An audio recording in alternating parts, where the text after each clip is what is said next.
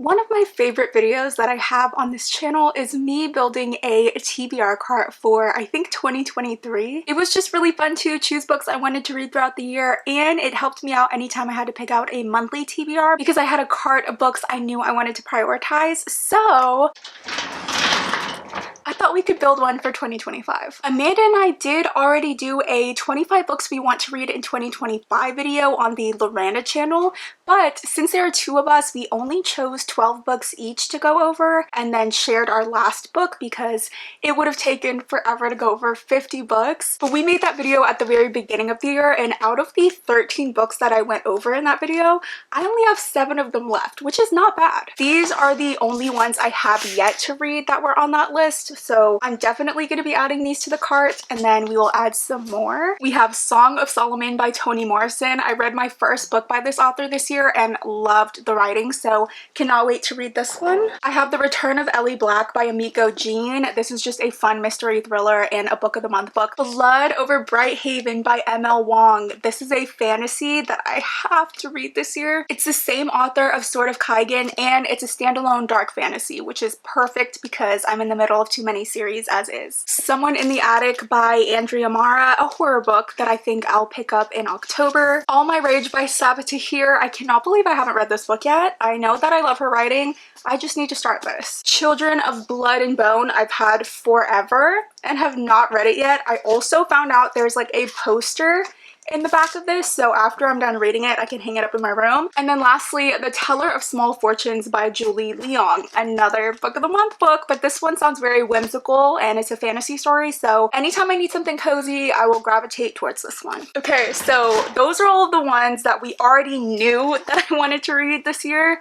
Now it's time to fill the rest of the cart. Also, sorry if the lighting is bad. My ring light no longer works, so we're having to use the big overhead light and it's not cute, but that's all we have, so that's what we're working with. I just counted the books that I have picked out already, and I unintentionally chose 25 books. So I could name this video 25 books I want to read in 2025 as well, but that's insane. I didn't mean to do that. All right, jumping right into it, I have to read Oathbound by Tracy Deonn this year. This is book 3 in the Legendborn cycle. I read book 1, gave it 5 stars. Book 2 is on my TBR for this month, April. So after that, I have to read this third book. It recently came out, and I'm loving this series so far, so we have to get this one done. Some Aardvark book club books I know I have to read this year. Bride by Ellie Hazelwood. I don't know what happened. I was supposed to read this last year in October. I guess I didn't get around to it. I have to do it. Ellie Hazelwood's debut fantasy read. I've heard non-stop good things about it, and I know there's like werewolves, vampires, and a love triangle, I believe. Another one is The Dream Builders by Andrilla Mukherjee. This one sounds so good. I believe it's like 8 different POVs. No, I was wrong. There's even more. Written from the perspective of 10 different characters. I don't know if I've even read a book with 10 different POVs, so that's already intriguing as is. It says this novel explores class division, gender roles, and stories of survival within a society that is constantly changing and becoming increasingly Americanized. This is going to be so good. I have a whole little mini stack of book of the month books that I have to read this year. A Killing Cold by Kate Alice Marshall. I've loved the other 2 Kate Alice Marshall books that I read, so I feel like I'm gonna love this one. But it's the one where she starts dating this guy and he takes her to his family's cabin in like the woods, and she ends up finding a baby photo of herself in this cabin and she's never been there. Sounds terrifying. Another mystery thriller author I love, Gillian McAllister. This is Famous Last Words, I think her most recent release. This is the one where there's a couple and the woman gets a call from the police and they're like, hey, your husband's involved in a hostage situation. Can you come down here? She thinks her husband is one of the hostages. He's the gunman. So that sounds so good. I have Isaac's Song by Daniel Black. The only reason I didn't end up reading this already is because someone told me that there's like a prequel. This is Isaac the son's POV, and I think the prequel is his father's POV. So I don't know if I have to read that one first or if I can just jump into this one, but regardless, it sounds so good. I have to read it. Last book of the month one I have here is Dolly Alderton's Good Material. I just really love Dolly Alderton's writing, and this is the last book I own and haven't read yet by her. So I don't know what's stopping me. I honestly think it's because everything else I've written by her is in like a woman's POV, and I very much view her as like the cool aunt that you go to for advice. All of her writing feels very like warm and inviting and relatable, and this is her only book that has like a man as our protagonist, which I don't know why that would stop me. I think it's just like I don't know what to expect since it's not a woman? I don't know, that seems like a dumb reason to have not read it yet, but I think that's what's stopping me. Either way, I need to read it. The Invisible Life of Addie LaRue by V.E. Schwab. I have not read this, and for a really long time I had no interest in it, but since reading some V.E. Schwab, I really enjoy her writing, and I think that I'm ready for this one. I think I needed to wait for the hype to die down or something, but I think I would enjoy this now. I believe I found this at the huge thrift we went to, and it's a signed edition. Like, yeah, I need to read it. Another really old one, The Secret Life of Bees by Sue Monk Kidd. Like, seeing clips of the movie adaptation really made me want to move this up on my priority list because the cast was stacked. I don't remember who was in it, but it was a stacked cast, so I'm very excited for this now. It says it's a remarkable novel about divine female power, a story that women will share and pass on to their daughters for years to come. I can't wait to read it. Another one that I had no interest in reading while it was popular, but now I want to read it, is Love in Other Words by Christina Lauren. I know this is one of like their most famous books. This isn't even the original cover. This is like the new object cover that dropped. But I have loved all the other Christina Lauren books that I've read, and I think this one is Childhood Friends to Lovers, which is a trope I really love and never really get to read. It's been a while since I've read just a normal contemporary romance, so whenever I'm craving something like that, I will have this one to read. I actually don't like that these are the only two paperback, so paperbacks will go on the top. I have Clara and the Sun by Kazuo Ishiguro, and this one not only says winner of the Nobel Prize in Literature, but is also getting an adaptation. I always say I'm tired of all the movies that are based off of books, but if that's what's gonna get me to read these books finally, so be it. This one does seem pretty relevant too, because I believe Clara is an AI friend. It says the author looks at a rapidly changing modern world through the eyes of an unforgettable narrator to explore the fundamental question, what does it mean to love? This sounds like I'm gonna cry. Sounds like I'm gonna cry, but it sounds like a good one. Ooh, I have A Love Song for Ricky Wilde by Tia Williams. I have not read anything by this author yet, but I have to. This book sounds so incredibly good. Let me read you just a little bit of it. Set against the backdrop of a contemporary Harlem in 1920s decadence, A Love Song for Ricky Wilde is a modern fairy tale of two passionate artists drawn to the magic and romance of New York and whose lives are irreversibly linked. I love when stories have a time travel kind of element to it. Something about that adds an extra level of devastation because you know, like, they can't be together, they're from different times. This one sounds so incredible. Speaking of books that I know will make me cry, The Dinner List by Rebecca Serrell. The only other Rebecca Serrell book I read bawled my eyes out. So this one seems like it would do the same. It says, what if the love of your life, a love you thought was over, showed up for dinner one night?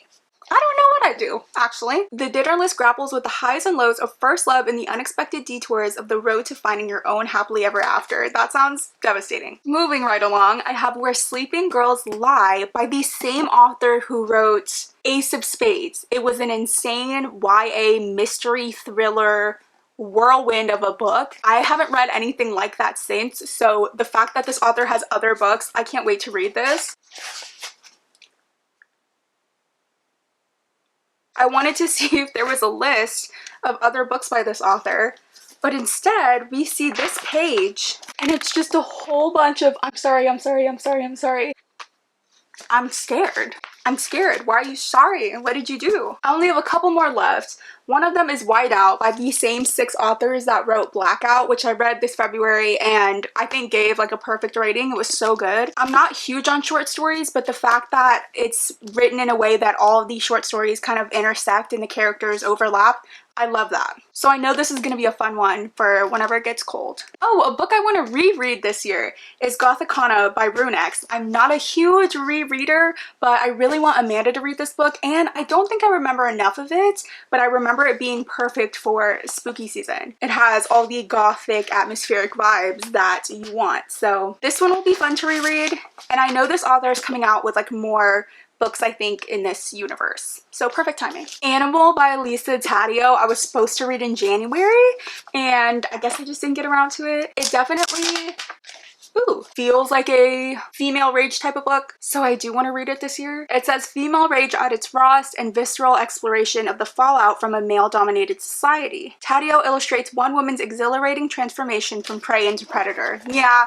it sounds good. And then the last one I have here, which seems silly to do last, but it's anytime that I'm craving like a dark romance type of book, I have Dead of Summer by A.J. Merlin. Does sound as insane as it looks. Dark romances are so funny because when you're a fan of them and when you read them, I'm hooked. I'm locked in. I'm here for the ride. I'm enjoying it when I read it. But explaining it to anyone is so cringe because the girls that get it. And the people that don't. And that's okay. It's just embarrassing to read out loud. It looks to me that this girl is working as a camp counselor during the summer. There is a new hire, a new counselor of sorts, and he has not the best intentions for the campers, and I think he tries to kill them or wants to kill them. He has an axe and sinister intentions. So it says, she strikes a dangerous bargain. 7 nights are all I need to survive with Cade, and if I can do that, everyone lives. I mean, hey, I bet you all read it in one sitting. I bet you all read it in one sitting because it sounds like that type of book. But I guess I saved the best for last because that was the last one. Should I pick some more?